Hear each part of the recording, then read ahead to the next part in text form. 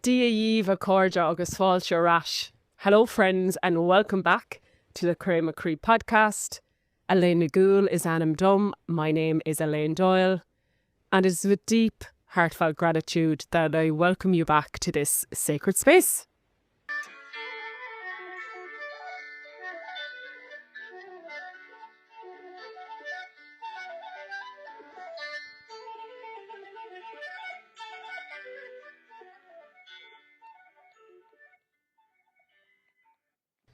Hello everyone.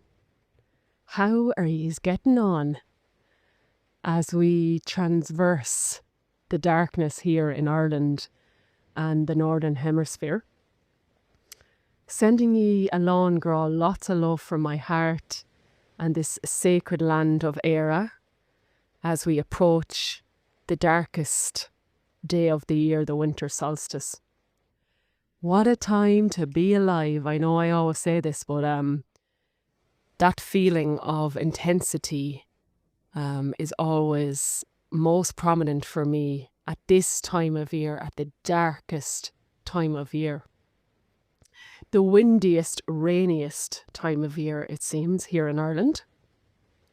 So if I just pause for a second, you might hear the wind and the rain crashing against my windows.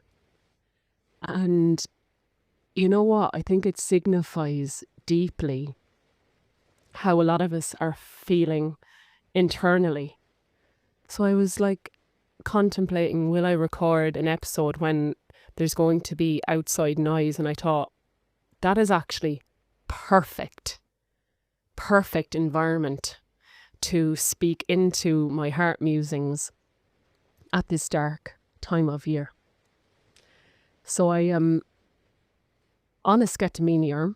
I'm very excited to be back here with you all, sharing. And thank you for being here. Really, thank you for being here. Thank you for showing up and receiving my words and your devotion to healing and becoming conscious at this, as I said, prophesied magical, intense time on planet Earth. It's not easy, but it is magically rewarding when we really come into the heart and really see how our awakening impacts our bodies, our lineage, our children, and the children yet to come. You know, it's it's the most rewarding thing we can be doing right now, being the light within the darkness. And the rain agrees. So before, lads and ladies, before I delve into the depths of the feminine heart, let us just take a sacred breath together.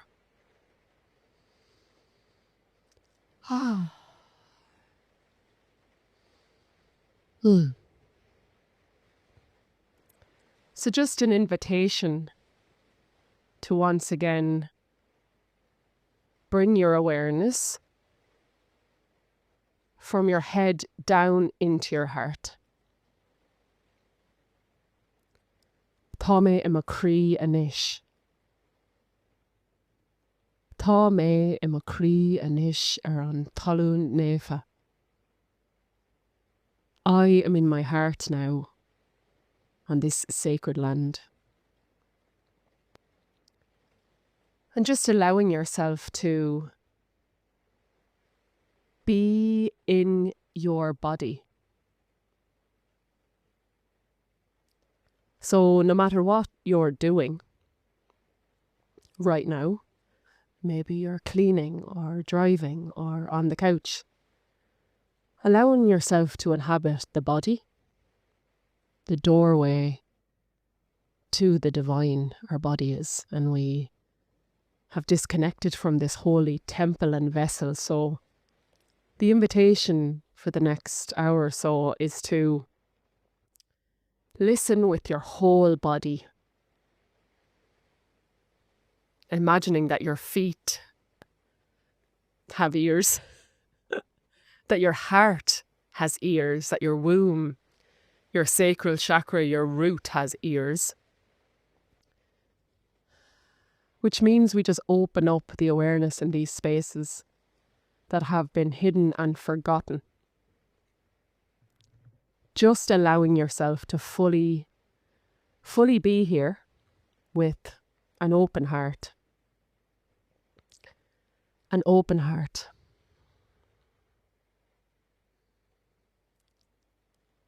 Giving yourself permission to relax the body, knowing it is safe to be here in a state of relaxation and receptivity.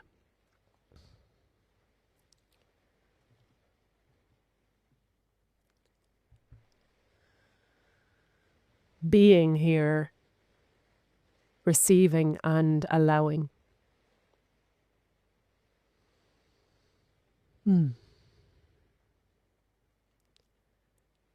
Oh, yeah, it's always good to come home.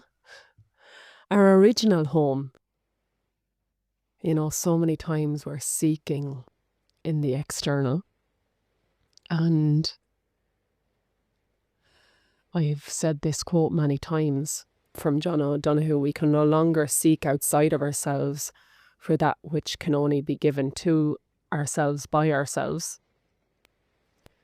And a doorway to that seeking and connection is in our hearts and in our bodies. So just welcoming yourself home here and residing in the heart. Because it is so easy to come out of the heart and back into the ego, the mind, the pain body, and separation. So let us be in the heart. Allowing ourselves to access that sense of peace, suaimhneas agus síocháin, at this dark time of year. Dark time of year. We have to be the light within the darkness. So welcoming yourself to this sense of peace. And even if it's just a minute second of feeling at peace, that is enough for now. So, where to begin? Yeah, I haven't felt this guided in a while to sit down and record. And it's a reminder, lads, that sometimes the darkness and the pain and the madness is a doorway to enlightenment and growth and consciousness. And I wanted to share that with you. Through the madness, through seeing my own insanity, I awaken. Yeah. And when do we see our madness the most? Sometimes in the winter, in our relationships. And as I said, the weather here in Ireland is really portraying that inner storm very well now. I feel there's massive gusts of winds and storms here and rain in Ireland. And to me, it's the Divine Mother giving us permission to be the eye within our own inner storm, to find the calmness within the storm. Because if you take a look out at the trees within a storm, they're not standing there going, oh my God, this wind is awful and this is terrible. They're literally so rooted that they're able to sway within the storm.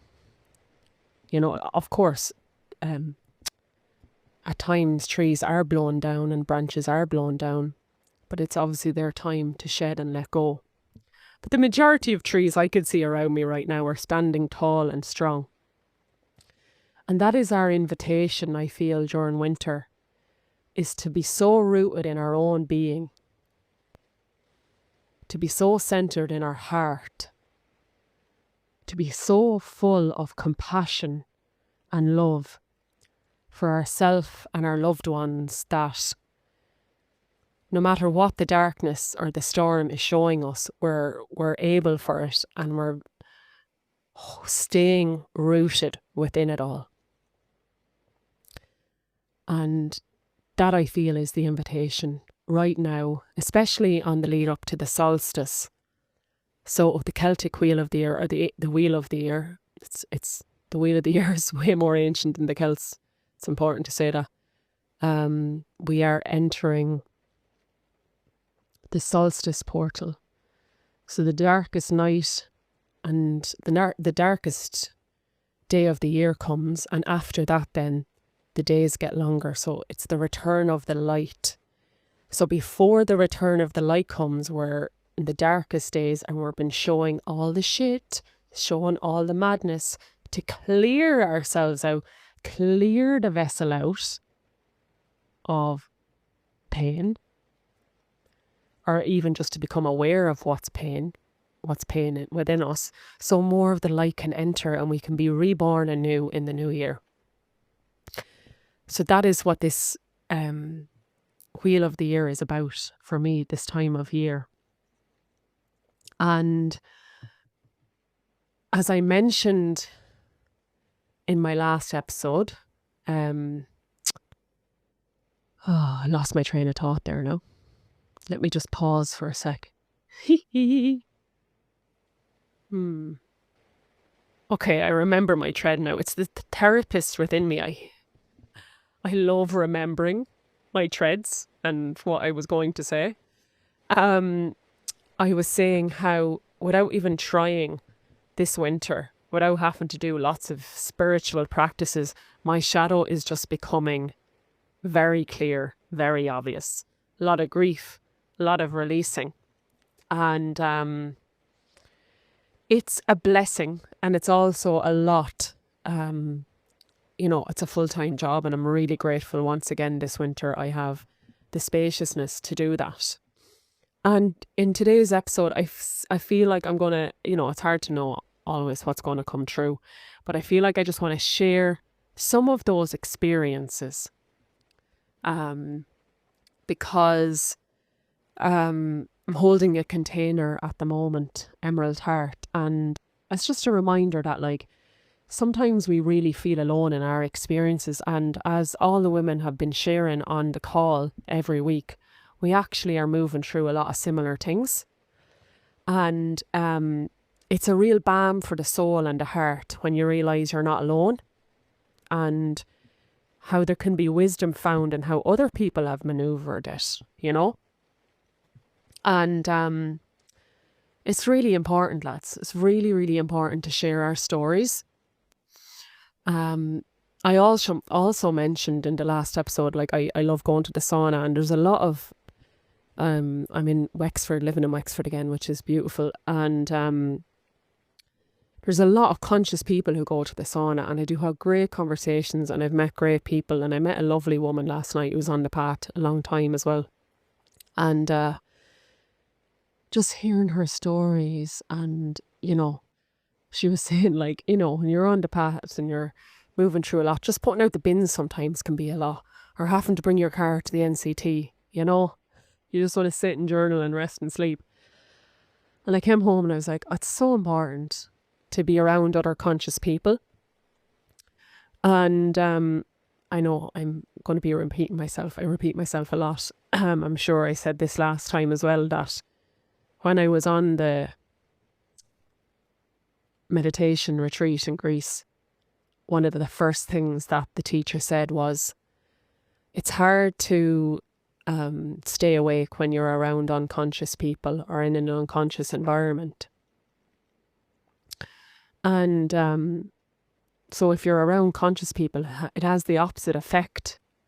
It can help you to raise your vibration and consciousness and frequency. So that is why I'm grateful for this space and your comments and feedback, because we need one another.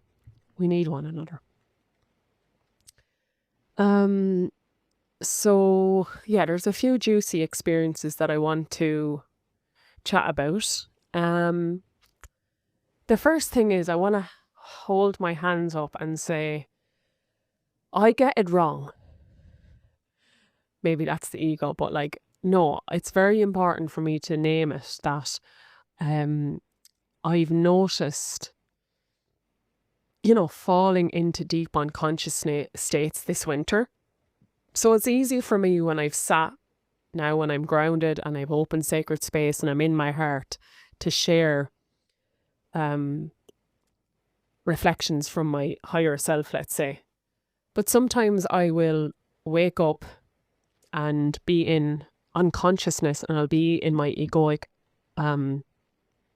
mind and in a trauma response and in my pain body. And I really just wanted to share that because I'm not enlightened yet. And I think it's just important to name that as a first off, right? And I find myself in a romantic relationship, and holy Yeshua,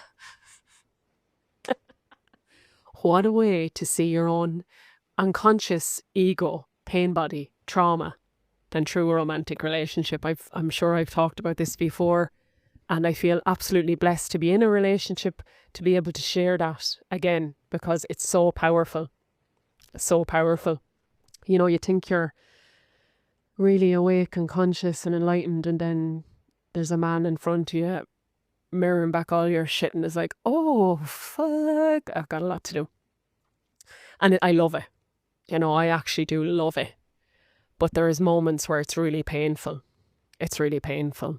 So I want to chat a bit about relationships, and I'm going to quote some Eckhart Tolle, I think. Yeah. Let's just begin there, actually. And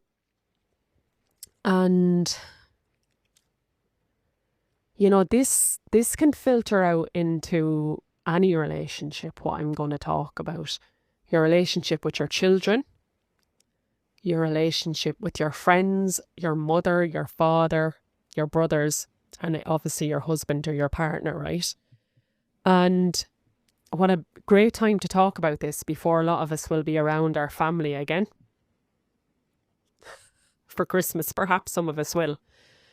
And, I've read many ancient texts and new modern texts, and there's just such a common thread in many different lineages, Indian lineage, Christianity, Buddhism, around the fact that if we attract people into our lives, whether it's our children, our parents, our partners, they are here to be our greatest teacher. And it's by no coincidence that they're in our lives, and that we've called them in because they will help us with the core wounds that we came here to heal and to alchemize into wisdom. So just having compassion for everyone in your life, because the chances are they're mirroring back some aspect of your consciousness. And maybe it's a very old part of your consciousness that you feel isn't there anymore. But maybe it still is. Maybe it still is. So let me just read something out. So I had an incident, a massive incident yesterday, experience, let's say, which I will, I'm sure, explain or give more details of in a few minutes,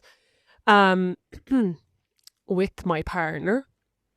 And I was like, I gotta read the chapter from Eckhart Tolle's book, The Power of Now. I know I reference his book, A New Earth, a lot, but The Power of Now was obviously amazing as well. And in that chapter, in that book, he has a whole chapter on enlightened relationships. Now it's been a while since I read it. And after that experience yesterday with my partner, I was like, I know I need to read this book again. And before I came home yesterday, I actually sent my friend a voice note, and I was like, I'm actually really sad that there is so much separation in so many of our relationships, friendships and romantic, because a lot of my friends and community have had similar blow-ups in their relationships. But that's normal, right? But I was just like, I just feel sad this is the state of consciousness that we're in.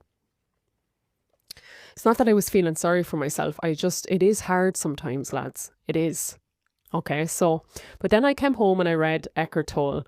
I woke up actually at 5:30 in the morning. And I read some of the book and I was just like, sometimes the liminal hours of nighttime are God's hour, and it's a really magical time to absorb new consciousness. And I was just like so blissful going back to sleep. I'm just going to read out this sentence first, right? And it kind of describes why I was saying what I was saying to my friend. So, humanity is under great pressure to evolve spiritually because it is our only chance of survival as a race. This will affect every aspect of your life, and close relationships in particular. Never before have relationships been as problematic and conflict-ridden as they are now. Never before have relationships been as problematic and conflict-ridden as they are now. But if you accept that the relationship is here to make you conscious instead of happy, then the relationship will offer you salvation, and you will be aligning yourself with the higher consciousness that wants to be born into this world. Just going to let that land for a second. I'm going to read one more sentence that kind of describes why.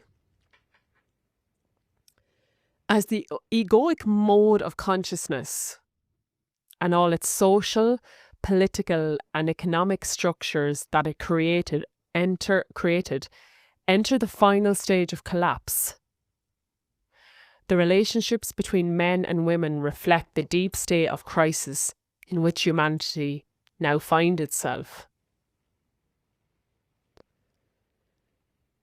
Okay, I'm not gonna read any more because I feel like that's enough. Just to repeat the first sentence, paragraph I wrote. Never before have relationships been as problematic and conflict-ridden as they are now. And the reason for that, he says, is because the old world, the old egoic mode of consciousness is collapsing, right? So as we awaken and we're in relationships, there's all these old traumas, ancestral traumas, conditionings still inside of us that are collapsing, right? Does that make sense?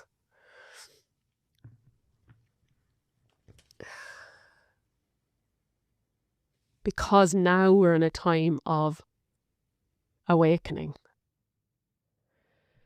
So maybe for our great grandkids, or our grandkids even, or our children, I don't know, there won't be such crisis. What was the word he used here? Problematic. There won't be as much problematic situations in relationships because there isn't all these egoic modes of consciousness there. Right? But they're here now in this generation. Now, that book was written a while ago, but it's still this generation he's talking about.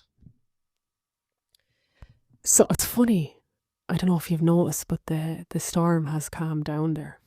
Interesting, lads. I love it. So that is why I sent my friend a message yesterday, because that's what I was feeling. I was like, it's easy, tune into Heaven on Earth, Tiernan Og. I can feel that vibration, but then when I'm in romantic relationships, I can feel separation consciousness, those egoic states of consciousness very strongly. So it's this dance between union with God and seeing and witnessing separation. However, lads, it's not all negative. Actually, it's not negative at all. Because, to sum up without having to read out anymore, for now, love Eckhart Tolle, these relationships are a doorway to awakening, because they allow us to see that which is unconscious within us. And once we're conscious and aware of something, we can heal it, or we can move beyond it and create spaciousness within it. Okay? Does that make sense? I hope it does. Okay, I'm going to go backwards on my word. I am going to read out something else from the same chapter. When your relationship is not working, whenever it brings out the madness in you and your partner, be glad. What was unconscious is being brought up to the light. Okay, so I think sometimes we can run away from difficulties in a relationship, and we feel that our relationship is meant to make us happy. Relationships are meant to make us conscious and aware. You know, so really, I don't know, does it feel like I'm in a romantic relationship, or I'm in a conscious, awakened boot camp, spiritual boot camp? That kind of describes it a little bit more, you know, and how we can put so much expectation on relationships to bring us this feeling of love. But love is a state of being. It's not something that we actually can get from another. That sort of love, that kind of romantic love, that has an opposite, which is hate, right? Love-hate relationships. This other vibration and frequency of true love is a state of being within us that we get when we connect with God, or we really are able to connect with our true essence. And the reason I'm mentioning that is because if we view it as, you know, this person has to make me happy and they have to meet all these emotional and spiritual needs, we're going to end up causing a lot of suffering for ourselves in relationships and projecting onto the other person. But if we cultivate our own state of connection with God and really devoting ourselves to being love, it can bring a lot of peace to our relationships, right? There's a lot of projections out there. It's a huge body of study and actual research to understand, I feel, the magnitude of what relationships can bring us into. It's absolutely massive, and I've shared a lot of this on my podcast because I was in abusive relationships in my early 20s, and you know, the biggest gift I ever had was that relationship, because it really, really made me look at my own shit, you know. So I suppose that's something I wanted to mention as well, is our relationship, and I know I'm going off, but I do remember my threads. I'll come back to the blow up I had yesterday. I feel like our relationships, lads, with suffering needs to change. Maybe I spoke about this last time, or I'm sure many times. I don't know, but I'm having to seriously remind myself of it. You know, seeing things as good or bad, yeah, can bring us a lot of suffering. This is bad. When actually, what if it's here for your awakening? And I've had a lot of traumatic things happen to me that I wouldn't wish on my children. But our generation, the only way we were going to come out of this collective unconsciousness was through pain and suffering for the large majority of people. And you know, I had friends recently who had a massive blow up in their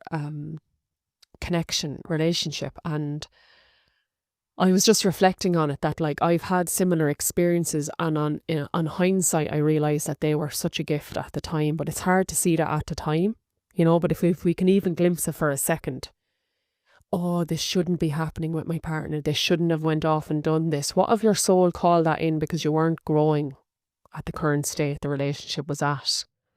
I know it's hard, lads, it's a hard one to digest, but I have really experienced this firsthand many times, that there is gifts within the trauma and the suffering. Is it Ramdas says, our suffering is a vehicle for awakening. Our suffering is a vehicle for awakening. Again, the reminder that we don't want to get stuck in the victim mentality of why me and why did this happen to me. However, we first have to meet the victim inside of us. I think I mentioned that last time. We have to be with the part of us that was wounded and traumatized and abused to dissipate that energy. But staying in that energy our whole lives of why me will not help us to awaken. We have to take responsibility that a part of us perhaps chose it as on a soul level for growth,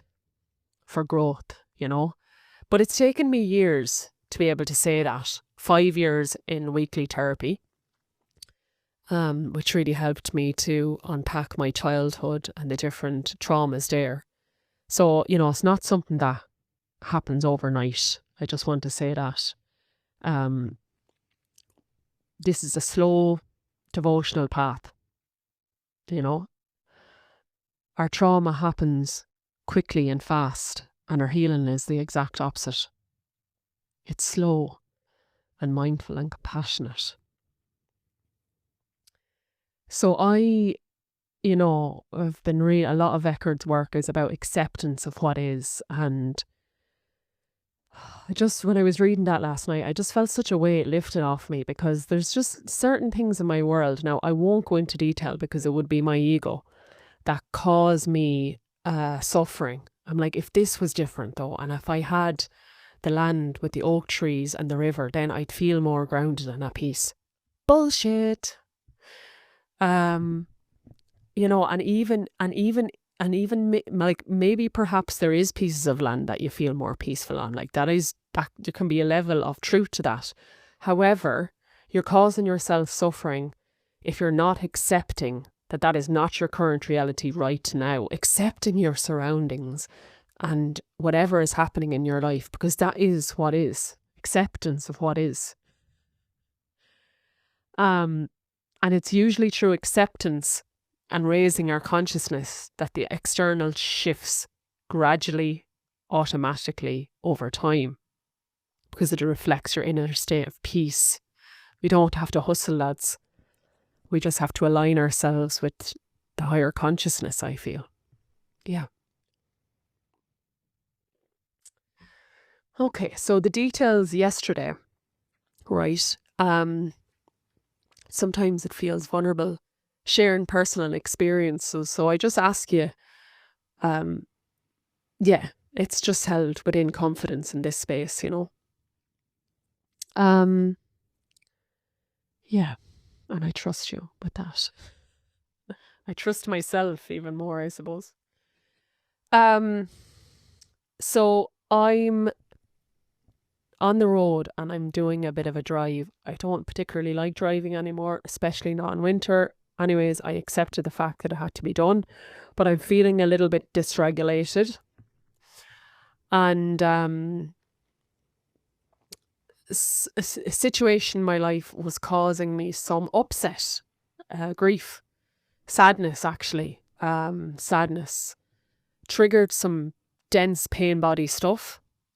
And that's when I sent the voice note to my friend going, I'm just sad at the state of separation within our relationships that we're having to face. I don't feel like that anymore, because now I'm reminded that it's here for our growth. But, acknowledging your feelings in the now is so important and vital as well. We have to give ourselves space to feel whatever is present. Because if it's not felt, it's pushed down into the body and we're creating more trauma for ourselves, and we've enough there already. Do you know what I mean? Let's just feel our emotions now, if they're there. And I then went to the sauna before I came home. And I'm a food person. I'm eating my food, thinking about my next meal. I'm a Taurus. I love food.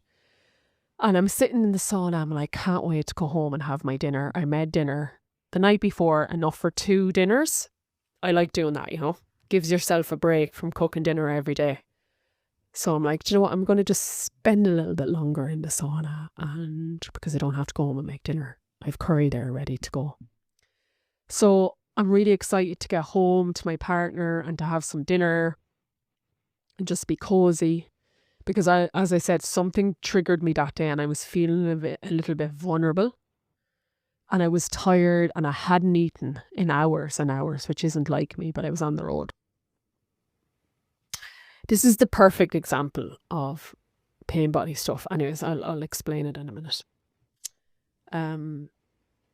So I'm home. I arrive home, and I realised that my partner had presumed that I had eaten some of the curry already and just had the lot of it, right? And oh my God, like it sounds so simple now, but I exploded, and not like anger, but like so much sadness come up, lads, right? So much sadness come up. This feeling of like not being loved or cared for or being neglected. Again, I love food. I'm starving. I don't skip meals. And I was just like, when you're just like, you're a little bit energetically depleted and you're susceptible then to identifying with the pain body. So I can't remember exactly what happened, but I literally just was like, oh my God, devastated. Don't need to go on about how much I love food or whatever, but I was devastated. And I'm on the couch and I'm literally bawling and bawling. And I've had a good few experiences like that this year. Like 2025 has really brought the wounded inner child up, but not just like seeing her in a meditation. I actually feel like I am her in that moment. Like I actually revert to my like 8-year-old self, right? So I'm crying and he's like, I didn't mean to eat, I just thought you had someone. Luckily, there was moments very quickly where I was able to know exactly what was going on. I was like, I'm sorry, this is actually not about you. Don't worry, it's not about you. This is my pain body. I just need you to be present and hold space right now. Right? It's very hard when the other person's trauma, wounded inner child also gets triggered. I'm sure you've experienced that. He's getting defensive. His wounded inner child of not feeling good enough is getting triggered. And then there can be then an explosion then. But luckily we've done some work around this and we've had conversations around this. And I'm able to walk him through it. I'm like, honestly, this is a pain body experience. And Eckhart Tolle says that if you've read his books, it's really helpful in romantic relationships to just name, this is my pain body. So to sum that up, your pain body is like your accumulated trauma from the past. It's not you, but it can get triggered. Right, so you're creating some space when you mention it's the pain body. It's not actually got to do with this current experience. And that's what, luckily we had some cacao this morning. We had a beautiful morning of practices and I was really able to share, that was definitely my pain body. You did nothing wrong. Like you presumed I'd already eaten. You'd done nothing wrong. So it's like, it was a beautiful experience. Anyways, I need to go back a bit. So, I'm crying. And what I said to him, there was enough calmness for me to say, because he kept saying, look, I've told you what happened. Let's just leave it now. It's grand. Right. The masculine wanting to fix and sort out things, because the man doesn't want to see the woman upset. He wants to make her better. It's painful for him to witness me in that way. And I said, I know you want to fix this, but I can't suppress this feeling right now. Can you just allow me to cry? And I had just done a workshop with, we just watched it together actually, the God in the Body workshop by Michelangelo that I mentioned. It's a free 7-day workshop that he's doing in the lead up to a wider body of work that's starting in January. And we'd watched that together, right? And in the workshop, he says, okay, so say you've fallen off your bike as a child and you've really, really hurt yourself, and there's nobody there to say, are you okay? That's like, is everything all right? And comfort you and holds you and gives you whatever you need. If there isn't someone there to help you with your experience emotionally or physically, we can suppress it, we can feel embarrassed, and we can just get up and cycle the bike, even though we're still feeling a bit shook, a bit scared, a bit hurt emotionally. Like, you know, sometimes when we got fallen off a bike, if anyone's had a bad accident, it can actually bring up, a lot, you know, like any accident, right? And if that's not met as a child with someone who's able to hold it, it can get trapped in our body, stored emotion. Like, that's a really small example, but that can be trauma in the body because it's an experience that we haven't been able to deal with at the time. Now, there's obviously a lot more traumatic experiences I can say here, but that's something that maybe we could all identify, something small like that. So I said that to him in the moment, my partner. I was like, remember what Michael said, that if we have an experience and we don't allow the emotions to go through, to get stuck. And I said, I don't want that to happen right now. He was getting it then, and then he was able to come over and sit with me and just allow, I was just crying, but just allow him having the presence there. The co-regulation helped me because I didn't have that really as a child. So a lot of the time, a lot of us growing up didn't have a safe person. You know, in Ireland it was like, or across the world, I'm sure, stop your crying, don't be angry. So we have a lot of suppressed emotions from experiences that we weren't shown how to regulate ourselves and how to feel our emotions. So in relationships, we can actually help each other to heal each other's inner child by being with someone when they're in their process and just allowing them to have spaciousness, because of course my partner's not going to be always there, and I'm learning to regulate myself.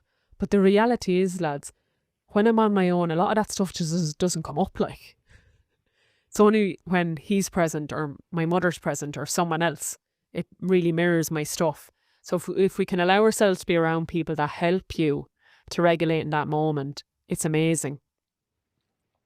So I just felt it. I cried until I didn't need to cry no more, while the beautiful man was cooking me another dinner.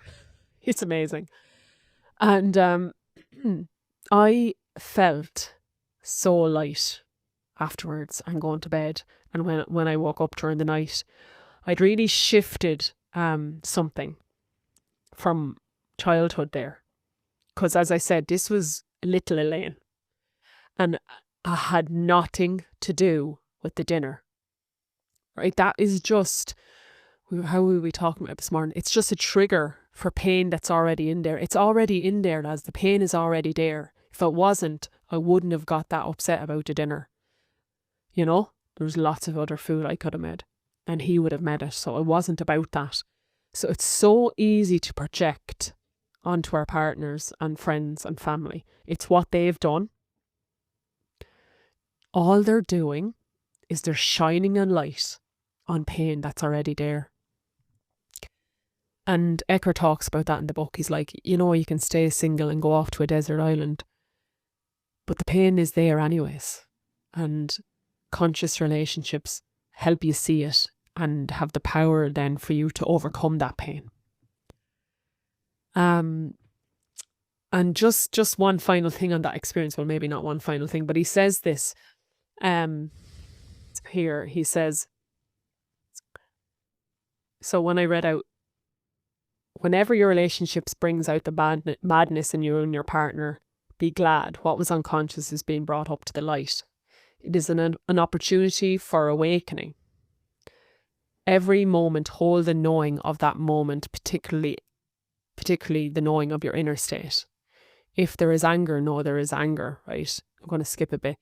If there is an inner child demanding love and intentional or emotional pain of any kind, whatever it is, hold conscious awareness, right? So that's what was happening to me.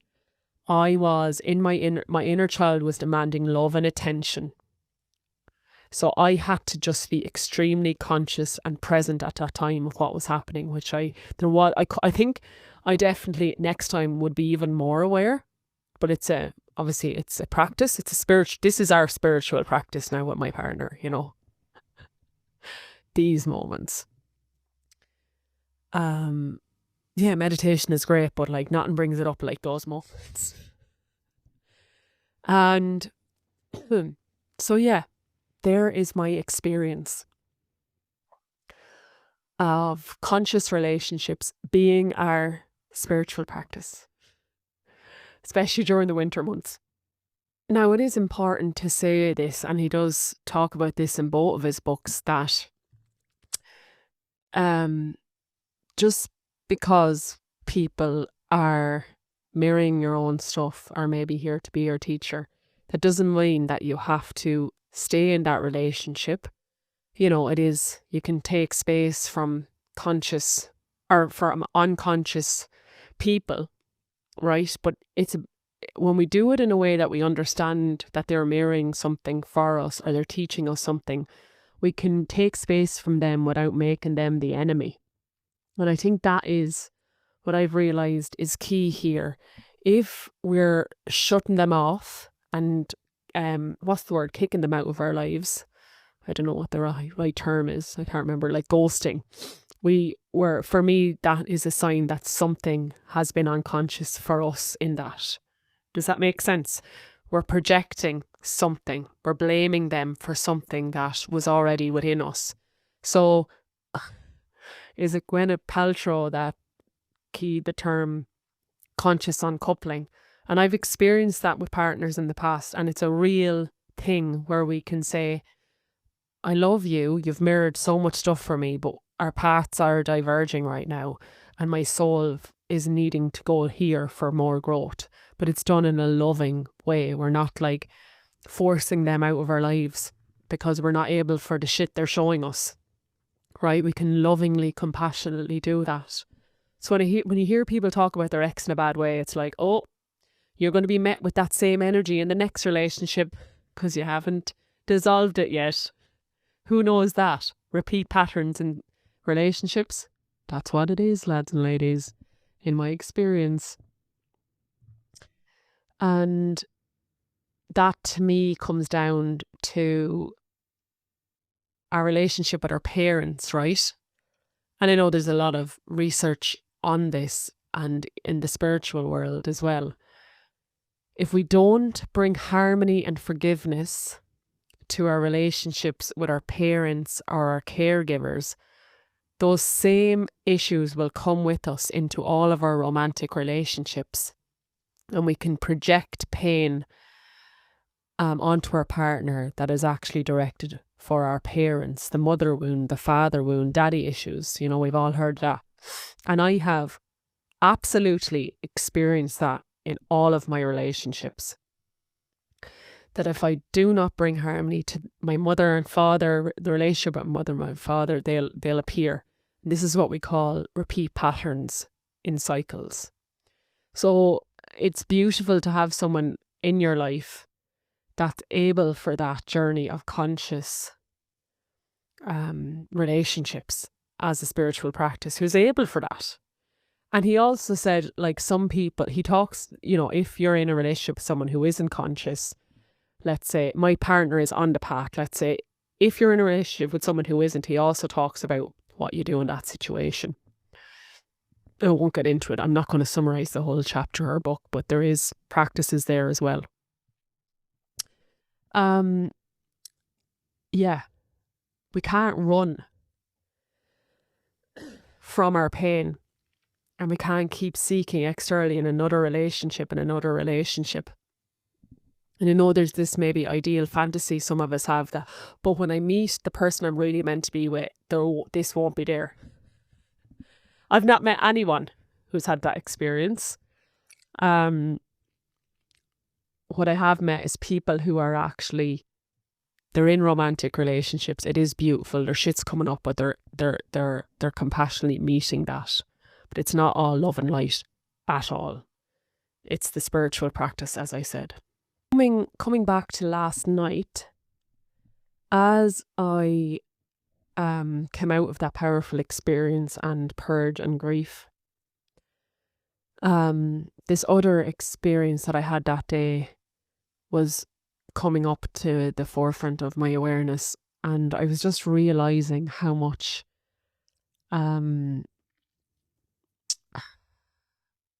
friendships and my partner have been showing me aspects of myself that really, really need to be seen in the light of love and compassion.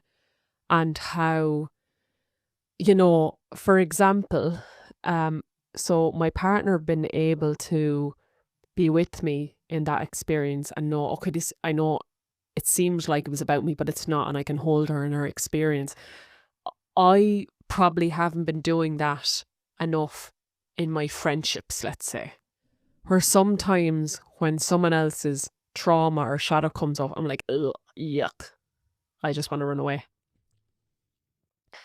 And the more our consciousness grows, the more we're able to say, what is happening here for you? You were triggered by me, let's say, setting my boundaries or me honoring myself. You were triggered. What's that bringing up for you? Tell me about your experience, because I'm now aware that this isn't about me. This is about their process. They've fallen off the bike. Can I comfort them? Okay, they haven't technically fallen off the bike, but you get me. They've gone into their pain body. I've triggered that, but it doesn't mean, I think what I found in friendships before is that that when they would have their emotional process, that would trigger my wounded inner child so much that I'm not enough, that I've done something wrong. And that's what was triggered in my partner last night. But there was awareness for both of us around it. But friendships have brought up that wound, that I'm not enough, so much that I've wanted to push them away, because they're just repeating what I felt growing up, that I wasn't enough, right? And again, as I was saying to my partner, we still have to be discerning about who we spend loads of time with, because if we are around people who constantly make us feel like we're not enough, it's hard to really grow in that environment, I feel. Kids grow through compassion and unconditional love, rather than like always pointing out each other's flaws. So I know there's many layers to this, but again,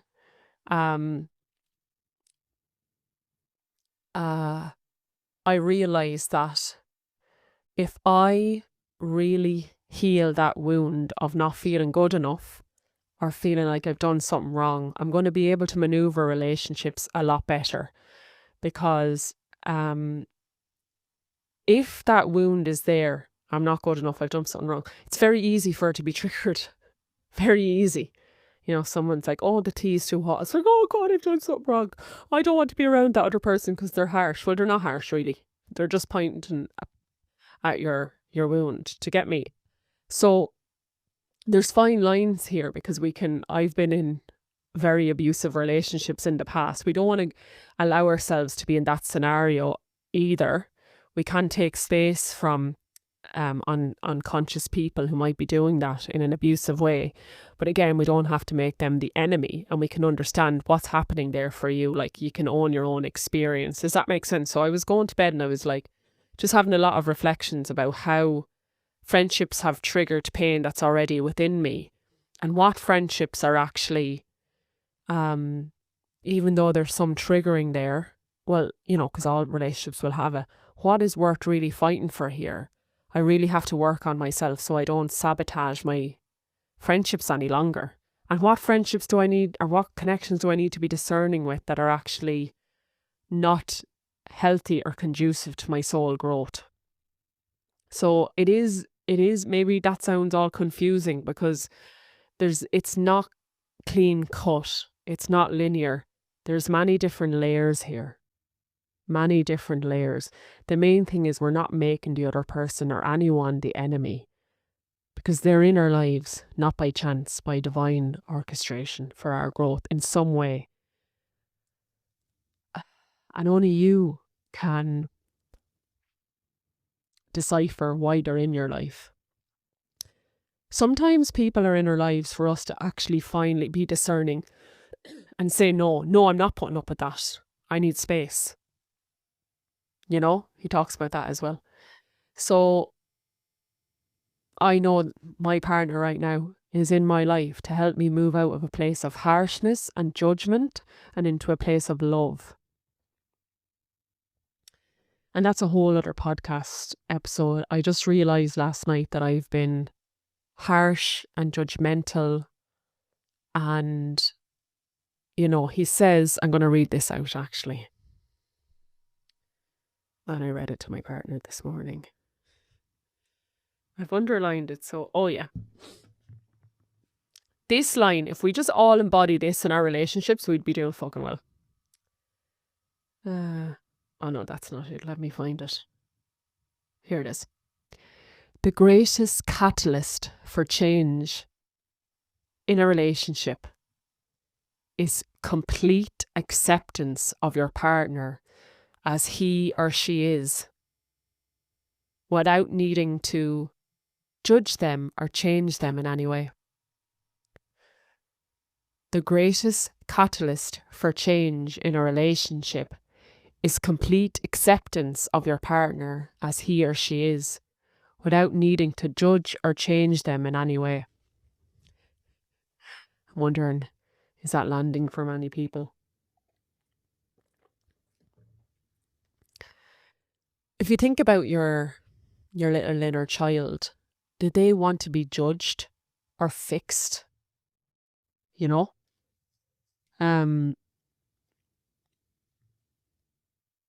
Yeah, did they want to be judged or fixed or changed? No, they didn't. And I think when we try to do that for our partner or our friends, we're continuing on that cycle of trauma that your parents tried to change or judge you, and you're just filtering that out into them. Because if you were perfect, they'd be perfect. You're not perfect and they're not perfect. And nobody, I don't think, is perfect. What is even perfection? Only love, really. And I remember when I broke up with a partner and I met him a year later and realised that all these changes that I wanted to make in him automatically happened when I was away and gone and I wasn't there trying to judge him or change him. They happen when you stop doing that. They happen when you just absolutely love them unconditionally. When you hold even when they're being unconscious, if you can just hold a state of presence and love, that will ripple out to them eventually, you know? So I just wanted to mention that as well. It's so easy to point the finger at someone else, especially your partner. And as my therapist always reminds me, if you just do this now, lads, right, just take your hand out and point a finger. There's 3 fingers pointing back at you. You know? So it says more about us when we point the finger than it does about the person who we're pointing the finger at. So I feel it's important for me to say conscious relating in this way in romantic relationships specifically is new to me, really. I'd say it was about 2 years or more where I've been really delving into how conscious relating is one of the most powerful, important spiritual practices there is. That's very new, given the fact that there is people out there who've been in long-term relationships and marriages who have large bodies of work around that. So it's important to say that I'm not here to be an expert in anything. I'm really just here to share what's been true for me and my own personal lived experience. So that is important to say. For me, there's no fact in what I say. There's only the truth. I can only share what feels true for me. And it's up to each person, you know, to be discerning with what information lands and what doesn't. And that reminds me of a post that I came across on Instagram a few weeks ago. Not Instagram, Facebook. I'm not on social media much, but sometimes I'll check my news feed, and interestingly, you know, I'm met sometimes with some really powerful stuff. I don't know who this guy is. I don't know how we were friends on Facebook. You know, Facebook is a weird place, really. But I was meant to read that post. I'm going to link the post in the description below, because it really describes, it's a very similar experience to what I explained the other night with my partner. So he gives a detailed description of an argument with his wife. He went into his shadow. She went into his shadow.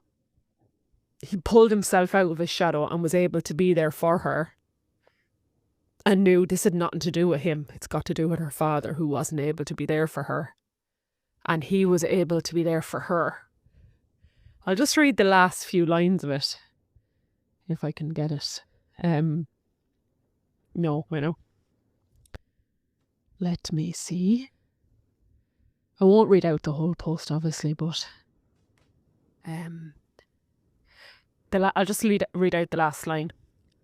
On the other side of the shadowlands is the gift, and in the gift, healing is effortless.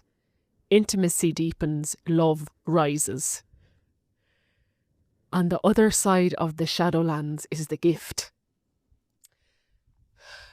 If we can notice the shadow for what it is, and come into our higher self and be present, I think it's one of the most powerful ways to transform, lads. I really, really feel that in the experiences I've had recently.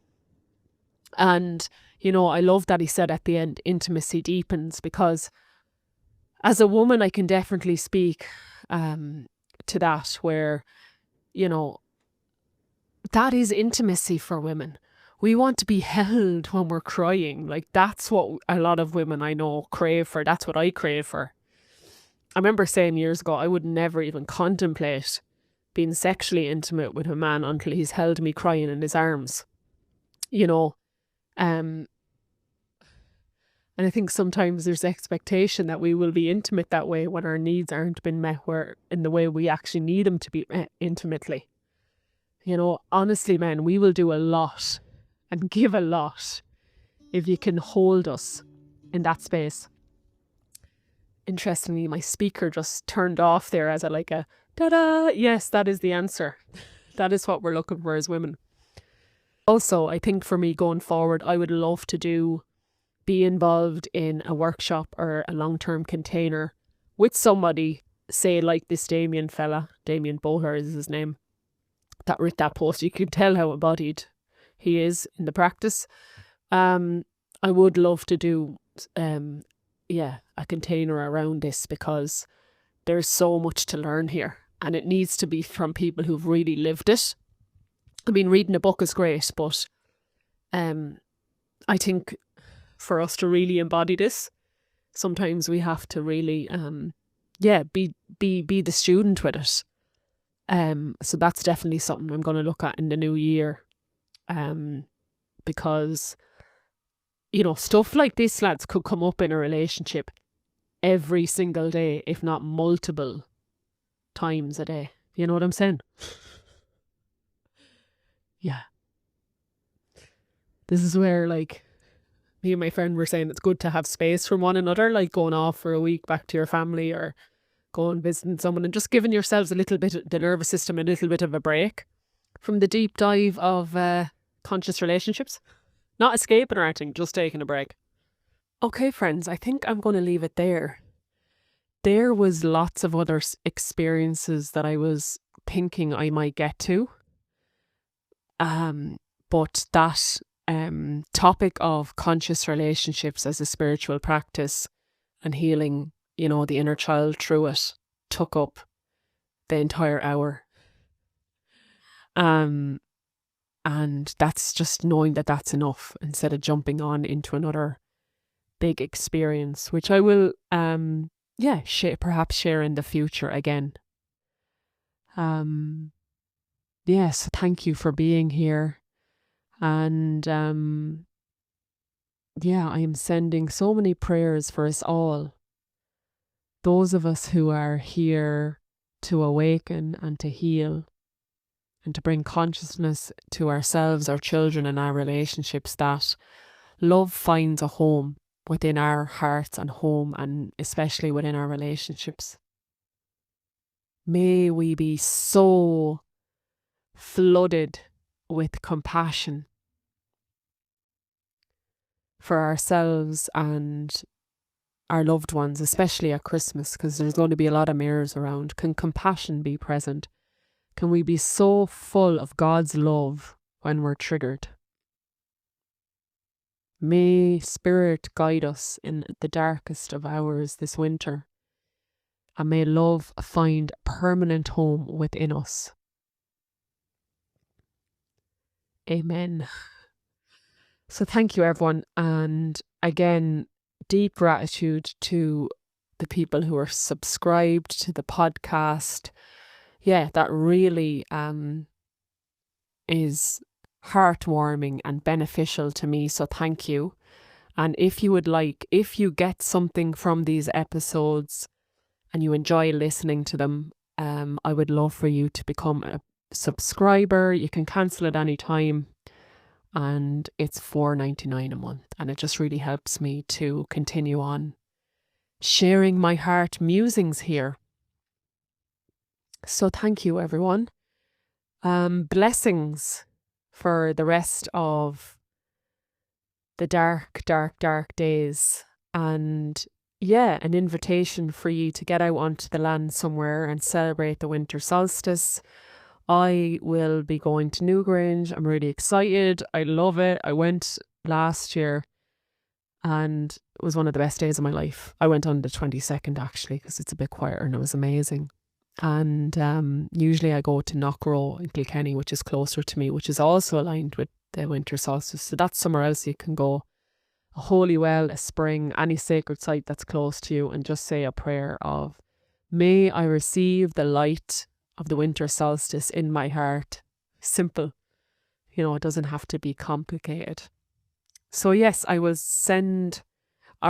sending you all a long gra agus spanacht, a lot of love and blessings for the solstice, for Christmas, and I will be back here again soon, I'm sure, because there's lots to be shared. Okay, gra mór agus slán go fóill.